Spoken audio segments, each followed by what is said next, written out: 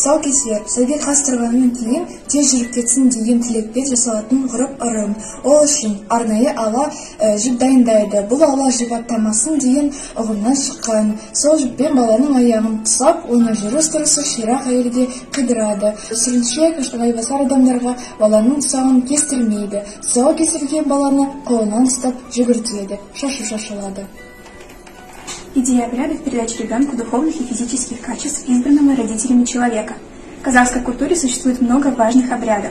Сегодня обряды родильного и свадебного циклов, бесеке салу, кукнан шигару, салкесу, беташар и другие воспринимаются как действия развлекательного характера, имеют ценность сплочения родни и проживания радостных событий.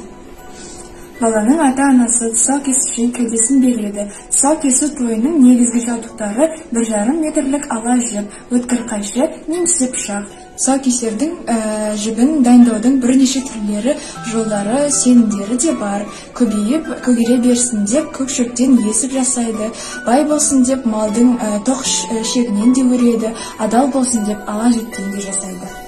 Почему был так важен обряд тұсау кесу? Одна из причин – высокая младенческая смертность. Ну и как тут не радоваться тому, что ребенок прожил благополучно первый год? Потому и первые шаги были важными и радостными знаками того, что ребенок пришел в этот мир надолго. И теперь, свободный от пут потустороннего мира, он уверенно пойдет по верной дороге. Тұсау кесу тойына ауылдың қыз-келіншектері, әжелер шақырылады, ет асылып, шай қайнатылады. Тойға келгендер шашуға құрт, май, тәтті тағамдар, балаға ойыншық, асық, сылдырмақ, тағы да басқа келеді. Бұдан кейін 2-3 жасар балаларды жарыстырып, озғандарға бәйге береді.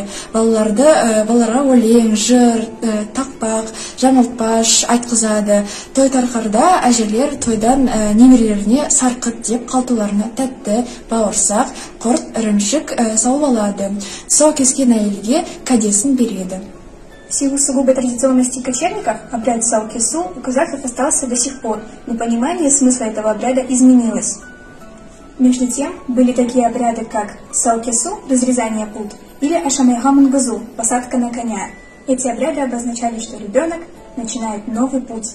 Если ребенок встал на ноги, значит ему пора седлать коня. Раньше разрезание пут доверяли только женщине старшего возраста, у которой есть дети и внуки. Все они хорошо воспитаны, а сама в жизни устойчивая. В последние годы путы разрезают и мужчины.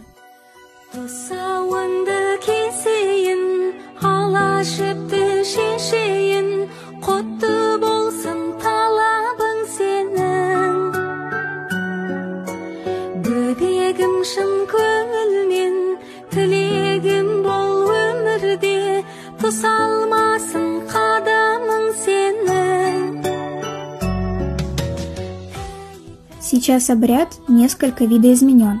Ребенку разрезают путы и кладут перед ним деньги и еще что-то. Ребенок делает первые шаги по коврику. Если берет книгу или ручку, то говорят, будет ученым. А если деньги, то бизнесменом.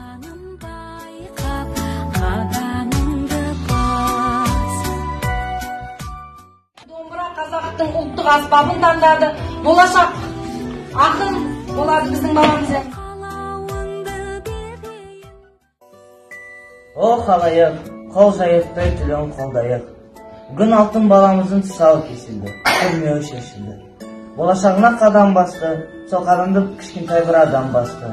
Өмір жолы жарқын болсын, қуанышқа бар күн толсын. Қамқор болып халқына, елін жұртын мақтасын.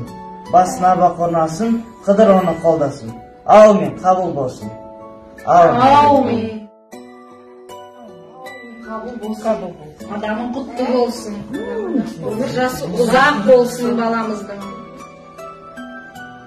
Өмірі жарқын болсын. Әр қадамы нық болсын. Что же нужно знать об обряде тұсау кесу? Он помогает ускорению физического развития ребенка, чтобы тот уверенно ходил. Бывают случаи, когда обряд могут повторить. Ритуал символизирует открытие жизненного пути.